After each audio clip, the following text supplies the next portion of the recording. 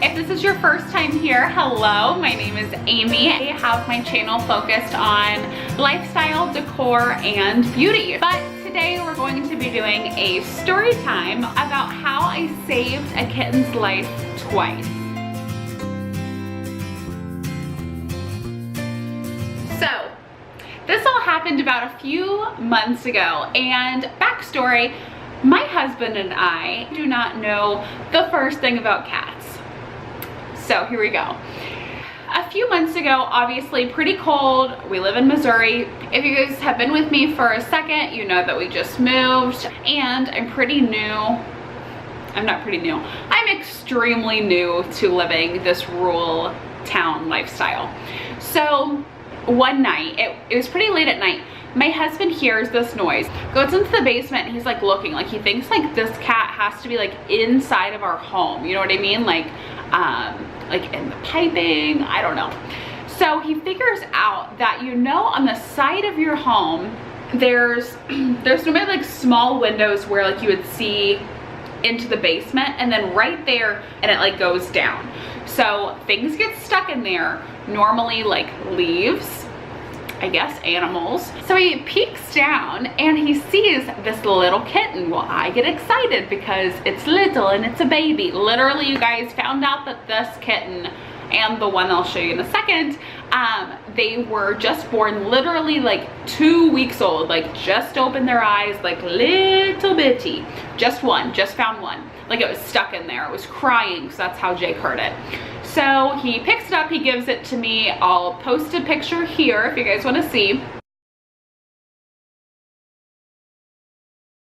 And I get so excited, like, oh, we got a kitten, woo, don't know what the hell to do with this kitten because I'm not a cat person, but it's cute and cuddly and sweet, and it needs me, it needs to be warm, so I love it. Well, our dogs hated it. So Jake and I finally, like, of course I was devastated, but we talked about it and we were like, no, like, it's not for us, like we don't have time to deal with trying to raise a kitten. So before we got our scent all over it, we decided that we would go ahead and put it on our porch. We had like little food and a blankie out there and some water, and just put this little kitten in the blankie, hoping that the mom would come back for it. Well, after checking, after a few hours, the cat was gone. In my mind, yes, the mama cat came back for it. In my husband's mind, he says, or something got it. But I'm going to be positive, the mama cat came back for it. So we kept hearing like these cat noises, like coming from different places in our house. And I swore to goodness, right over here by our kitchen table, down the air vent, that I heard this meowing. Like I called Jake, he was at work with his dad. I called Jake and I was like, you have to come home. There's a cat stuck in our air vent. Like I need you to come and get this cat out, because I tried the best that I could. I was like, you need to go underneath our house and figure out where this cat is. Like we need this cat. I was like, I'm not gonna let a cat die underneath their house. As I walked outside to go and meet them at their truck, I turn and I look and I see this little white kitten right underneath of our bush. And so I hold this kitten and I'm like, I'm never letting this kitten go. So it's like, you look like a snowball, I'm gonna name you Snowball. So I have this little snowball and I was like, I'm keeping the cat, like this is my cat.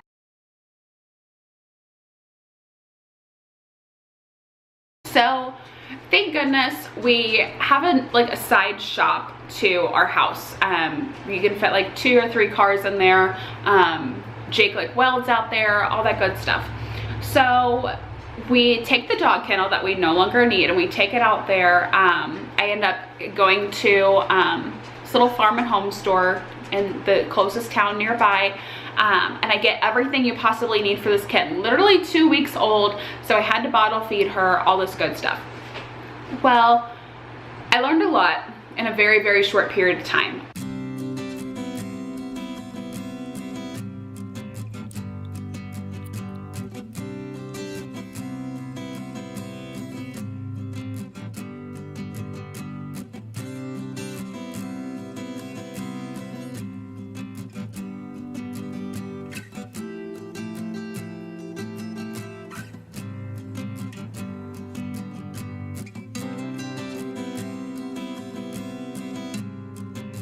So I have this cat in the shop and I start to get worried, you know, like it's cold outside, blah, blah, blah. Well, days go by, I put her in the basement, still in the kennel. I bet she has like free roam to like be in the basement. It's all concrete, nothing, you know, and pretty much like nurse her back to health. Well, finally about a week or two goes by and I made a comment to my mother-in-law who has, you know, cats, and she was the one that was like helping me learn about her and how to take care of her and how to correct her behavior. Well, my big mistake, which hopefully helps you guys if you're ever in this situation, you shouldn't play with a kitten with your hands. So even though it like seems really cute and whenever she was a baby, it didn't really hurt so bad. Like it didn't really hurt. Well, what ended up happening was she became like, she liked to like play and she'd bite you really hard. Well, I made a comment to my mother-in-law, like, you know, you have cats, maybe your older cats could correct the behavior of my kitten. So she ends up taking my cat for about 2 weeks and I just got her back a few days ago. She now, you know, has roam of the house. The dogs have got used to her. She's a little bit bigger. And she's a whole new cat, you guys. Like she cuddles and she purrs and she's sweet.